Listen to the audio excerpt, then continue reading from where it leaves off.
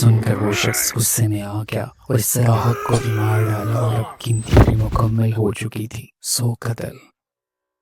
جب 99 قتل کے بعد 95 میں چلنا ہے، ایک اور صحیح، اب 100 بھی پورے ہو گئے ہیں۔ اس کا نام اعمال ہمارے پاس ہے، اس کے کھاتے میں ایک بھی نیکی نہیں، یہ کسی صورت بھی جنت کا حقدار نہیں ہے۔ وہ تو ہم بھی دیکھ رہے ہیں، لیکن اس کا دل گناہوں سے بھر چکا تھا اور اب یہ توبہ کے راستے پہ تھا۔ ایک دن ہمارے پیارے نبی صلی اللہ علیہ وسلم اپنے پیارے اصحاب میں بیٹھے ہوئے تھے۔ انہوں نے اپنے پیارے اصحاب کو ایک واقعہ سنایا کہ کیسے ایک شخص نے 99 قتل کیے تھے اور کیسے اللہ نے اس کی مغفرت فرمائی۔ اس آدمی کا تعلق بنی اسرائیل سے تھا۔ کہتے ہیں کہ واقعہ حضرت عیسیٰ علیہ السلام کی بات کا ہے کہ حضرت عیسیٰ علیہ السلام کے آسمانوں پر اٹھائے جانے کے بعد یہ واقعہ پیش آیا۔ وہ شخص عادی قاتل تھا، اس نے 99 قتل کیے تھے۔ اب خدا جانے وہ پیسے لے کر لوگوں کو قتل کرتا یا لوگوں کو لوٹنے اور چوری کرتے وقت۔ اب ایک دن اس شخص کے دل میں آیا کہ وہ بہت برا کرتا رہا ہے، کیا اس کی معافی مل سکتی ہے اس کو؟ بہت بری زندگی گزاری ہے، اتنی قتل کیے، سارے زندگی رب کی نافرمانی میں گزار دی۔ کہ میری توبہ قبول ہو جائے گی؟ کیا میرا رب مجھے معاف کر دے گا؟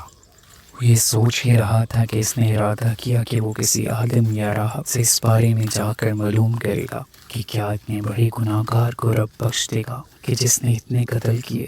اس شخص نے کہیں سے پتہ لگوایا اور ایک عالم کے پاس پہنچ گیا۔ شالوم علیکم، اے بزرگ، میں ایک سوال پوچھنا چاہتا ہوں۔ میں نے 99 قتل کیے، کیا میرے لیے توبہ کی کوئی گنجائش ہے؟ 99 قتل؟ رب کی پناہ، تم جیسے انسان کے لیے اللہ کی کوئی معافی نہیں، دوزخ تمہارا مقدر ہے۔ یہ سن کر وہ شخص غصے میں آ گیا اور اس صراحت کو بھی مار ڈالا اور اب قیمتی بھی مکمل ہو چکی تھی۔ سو قتل۔ جب 99 قتل کے بعد 95 میں چلنا ہے، ایک اور صحیح، اب 100 بھی پورے ہو گئے ہیں۔ اس کے بعد پھر وہ سفر پر نکلتا ہے اور اس شخص کی شفاقیت کا یہ عالم تھا کہ اتنی سی بات پر ایک نیک انسان کو قتل کر دیا۔ یہ سب ہونے کے بعد بھی اس کے دل سے پریشانی اور پشیمانی نہیں جاتی۔ اس کے دل میں یہ تھا کہ شاید کوئی اور راستہ ہو جس سے اس کو رب سے معافی مل جائے۔ اس شخص نے کافی لوگوں سے معلوم کرنے کی کوشش کی کہ کوئی راستہ تو ہوگا، شاید کسی بہانے سے اس کی بخشش ہو جائے۔ اس بار وہ کرتے کراتے ایک سچے عالم دین کے پاس پہنچا جو علم و حکمت سے مالا مال تھا۔ شالوم علیکم، اے عالم، میں نے 100 قتل کیے ہیں، کیا میرے لیے بھی اللہ کی بخشش ہے؟ ہاں، کیوں نہیں؟ اللہ کی رحمت بہت بڑی ہے۔ سچی توبہ کرنے والا ایسا ہے جیسے اس نے کبھی گناہ ہی نہ کیا ہو۔ لیکن بیٹا، اس بستی کو چھوڑ دو، جہاں تم رہتے ہو یہاں لوگ گناہوں میں ڈوبے ہوئے، تم وہاں واپس مت جانا۔ ایک بستی ہے جس کا نام نصرہ ہے، تم وہاں چلے جاؤ، وہاں اللہ کے نیک بندے رہتے ہیں، وہ سیدھا راستہ دکھائیں گے۔ اس نے عالم کی بات مانی اور اپنے گناہوں پر نادم دل کے ساتھ نئی زندگی کی طرف روانہ ہو گیا۔ راستے میں سے اچانک موت آ گئی۔ اس شخص کی موت کے ساتھ ہی آسمان سے فرشتے نمودار ہوئے۔ وہ عذاب اور رحمت کے فرشتے تھے۔ رحمت کے فرشتے اسے اپنے ساتھ لے کر جانا چاہتے تھے اور عذاب کے فرشتے اسے اپنے ساتھ لے کر جانا چاہتے تھے۔ اب سوال یہ کھڑا ہو گیا کہ کیا اسے جہنم میں لے جایا جائے کیونکہ اس نے ساری زندگی گناہ کیے تھے، یا جنت میں کیونکہ وہ توبہ کے راستے پر تھا؟ ہم اسے لینے آئے ہیں، یہ ہمارے ساتھ جائے گا۔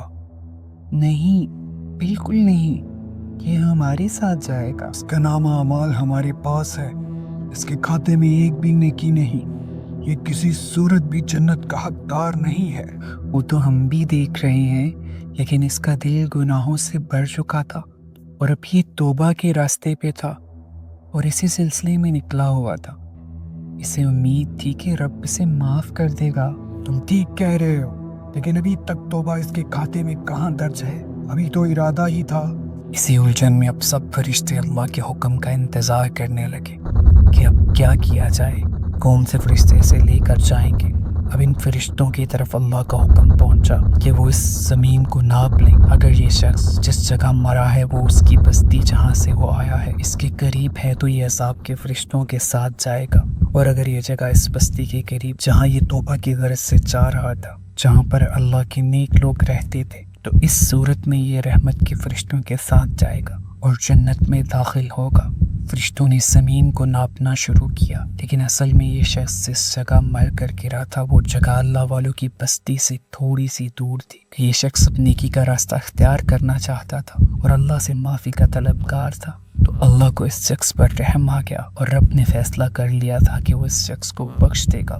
زمین ناپنے کے دوران ہی اللہ نے زمین کو حکم دیا کہ زمین سمٹ جائے اور اللہ والوں کی بستی اس شخص کے قریب ہو جائے. اللہ کے حکم سے وہ بستی اس شخص کے قریب ہو گئی، اور جب پیمائش مکمل ہوئی تو ایک بار یہ شخص اللہ والوں کی بستی کے قریب نکلا اور رحمت کے فرشتے سے لے گئے اور جنت میں داخل کر دیا گیا. اللہ کی رحمت بہت بڑی ہے.